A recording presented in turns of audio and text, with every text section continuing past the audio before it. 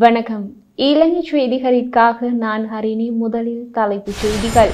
இலங்கை பெட்ரோலிய கூட்டுத்தாபனம் முன்வைத்துள்ள புதிய சூத்திரத்திற்கு எரிபொருள் விநியோகஸ்தர்கள் இணக்கம் தெரிவித்துள்ளதாக அறிவித்துள்ள அமைச்சர் நலிந்த ஜெயதிச.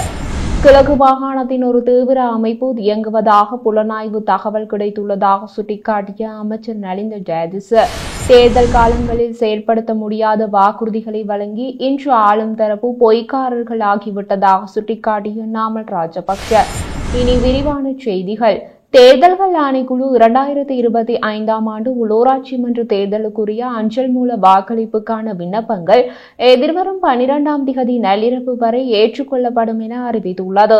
அத்துடன் அஞ்சல் மூல வாக்களிப்புக்கான விண்ணப்பங்களை மாவட்ட தேர்தல் அலுவலகங்களில் அல்லது தேர்தல் ஆணைக்குழுவின் உத்தியோகபூர்வ இணையதளத்திற்கு பிரவேசிப்பதனூடாக பெற முடியும். அது மட்டுமல்லாமல் தேர்தல் கடமைகளில் ஈடுபடவுள்ள அனைத்து அரசு பணியாளர்களுக்கும் இதற்காக விண்ணப்பிக்க முடியும் எனவும் எந்த காரணத்துக்காகவும் விண்ணப்ப முடிவு திகதி நீக்கப்பட மாட்டாது என தேர்தல்கள் ஆணைக்குழு தெரிவித்துள்ளது. அமைச்சரவை பேச்சாளர் அமைச்சர் நலிந்த ஜெயதிச கிழக்கு மாகாணத்தின் கல்முனை பகுதியில் இயங்கும் ஒரு தீவிரவாத அமைப்பு குறித்து புலனாய்வு தகவல்கள் கிடைத்துள்ளதாக தெரிவித்துள்ளார். அத்துடன் இது தொடர்பாக பாதுகாப்பு படையினர் நிலைமையை உன்னிப்பாக கண்காணித்து வருவதாக கூறினார். அதனோடு கிழக்கு மாகாணத்தை தளமாக கொண்ட அத்தகைய குழு பற்றிய தகவல்கள் உள்ளன. உளவுத்துறை மற்றும் பாதுகாப்பு படைகள் அது தொடர்பான விவரங்களை வெளியிட்டு வருகின்றன. ஜனாதிபதி அனுரகுமாரவும் பாதுகாப்பு தொடர்பான கலந்துரையாடலின் போது இந்த விடயம் தொடர்பில் உரையாற்றியுள்ளார். அத்துடன் பாதுகாப்பு படையினர் தற்போது விழிப்புடன் இருப்பதாகவும் நிலைமையை தீவிரமாக மதிப்பிட்டு வருவதாகவும் அமைச்சர் வலியுறுத்தியுள்ளார். தேர்தல் காலங்களில் செயற்படுத்த முடியாத வாக்குறுதிகளை வழங்கி இன்று ஆளும் தரப்பில் உள்ள 159 உறுப்பினர்களும் பொய்க்காரர்களாகிவிட்டதாக நாடாளுமன்ற உறுப்பினர் நாமல் ராஜபக்ஷ தெரிவித்தார். எல்லா அரசாங்கங்களும் தேர்தல் வாக்குறுதிகளை வழங்கி அதிகாரத்திற்கு வந்த பின்னரே அவற்றை நடைமுறைப்படுத்துவது தொடர்பில் சிந்திப்பதாக சுட்டிக்காட்டிய நாமல் ராஜபக்ஷ இதற்கு சிறந்த உதாரணம் தற்போதைய அரசாங்கமாகும் எனவும் குறிப்பிட்டார். செய்ய முடியாத அனைத்து விடயங்கள் தொடர்பிலும் மக்களுக்கு வாக்குறுதிகளை வழங்கிவிட்டு அவற்றை நிறைவேற்றுவதில்லை. செய்ய முடியாத ஒன்றை செய்ய போவதால் எதிர்பார்த்திராத பல பிரச்சனைகளுக்கு அரசாங்கம் முகம் கொடுக்க வேண்டிய நிலை ஏற்பட வாய்ப்புள்ளது. 159 பேரும் தமக்கு அதிகாரம் உள்ளது என கூறிக்கொண்டு யாருக்கும் செவி சாய்க்காமல் தீர்மானங்களை எடுப்பதாக அவர் குறிப்பிட்டார். மேலும் தேசிய கொள்கைகளை ஆணைக்குழு ஒன்றை நியமித்து அதனூடாக செயற்பட்டால் நிதி திட்டமிடல்களை சிறப்பாக பேண முடியும். தேசிய கொள்கைகள் ஆணைக்குழு ஒன்றை நியமுங்கள் என யோசனை முன்மொழிந்ததாகவும் குறிப்பிட்டார். எனவே தேசிய கொள்கைகள் ஆணைக்குழு ஒன்றை நியமிக்குமாறு நாடாளுமன்ற உறுப்பினர் நாமல் ராஜபக்ஷ கோரிக்கை விடுத்தார். செம்மணி சிந்துபாத்தி இந்து மயானத்தில் கண்டுபிடிக்கப்பட்ட எலும்புகள் மற்றும் தடயங்கள் தொடர்பான கலந்துரையாடல் ஒன்று யாழ்ப்பாணம் நீதவான் நீதிமன்ற நீதிபதி ஆனந்தராஜா தலைமையில் இடம்பெற்றுள்ளது. இதில் முறைப்பாட்டாளர் சார்பில் சிரேஷ்ட சட்டத்தரணி கனகரத்னம் சுஹாஷும் காணாமல் ஆக்கப்பட்டவரது சங்கத்தின் சார்பில் சட்டத்தரணி தட்பரனும் முன்னிலையாகியிருந்தனர். அதனுடன் வெறுமனை போலீசாரை மாத்திரம் பாதுகாப்பு பணிகளில் ஈடுபடுத்தாமல் சித்துப்பாத்தி இந்து மயானத்தின் அபிவிருத்தி குழுவின் உறுப்பினர்களையும் பாதுகாப்பு பணிகளில் உள்வாங்குகின்ற போது பாதுகாப்பினை உறுதிப்படுத்த முடியும் என்ற விடயம் நீதிமன்றத்தின் கவனத்திற்கு கொண்டு வரப்பட்டது. இந்த கோரிக்கையை ஏற்று சிந்துபாத்தி இந்து மயானத்தின் அபிவிருத்தி சங்கத்தின் 5 உறுப்பினர்களின் பெயர் விவரங்களை வழங்குமாறு நீதிமன்றம் உத்தரவிட்டுள்ளது. அதனோடு இந்த வழக்கானது தொடர் விசாரணைகளுக்காக திகதியிடப்பட்டுள்ளது.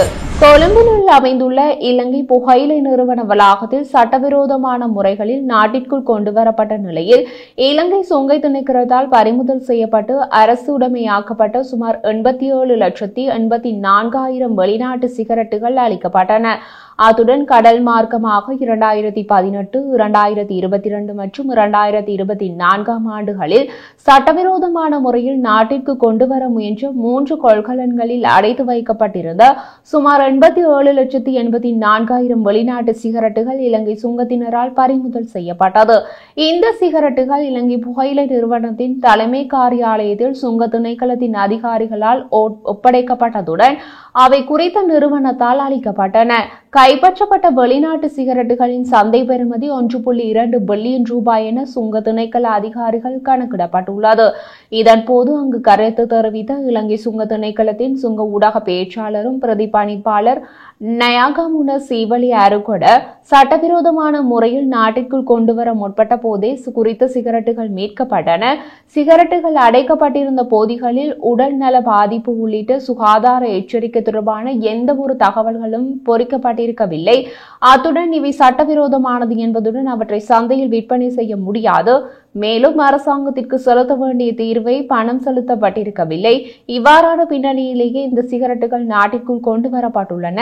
செயற்கை நுண்ணறிவு தொழில்நுட்பம் கொண்ட உபகரணங்களை பயன்படுத்தி கொள்கலன்களுக்குள் சட்டவிரோதமாக கடத்தப்படும் பொருட்களை கண்டறிவதற்கான நடவடிக்கைகளை முன்னெடுத்துள்ளோம். எதிர்வரும் நாட்களில் செயற்கை நுண்ணறிவு முறைமையை பயன்படுத்தி கொள்கலன்களில் உள்ள பொருட்களை அடையாளம் கண்டுகொள்வதற்கான தொழில்நுட்ப வசதிகளை பெற்றுக்கொள்ள நாம் எதிர்பார்த்துள்ளோம்.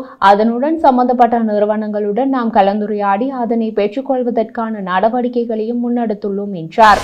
அமைச்சரவை ஊடக பேச்சாளரான அமைச்சர் நலிந்த ஜெயதிச இலங்கை பெட்ரோலிய கூட்டுத்தாபனம் முன்வைத்துள்ள புதிய சூத்திரத்திற்கு எரிபொருள் விநியோகஸ்தர்கள் இணக்கம் தெரிவித்துள்ளதாக தெரிவித்துள்ளார்.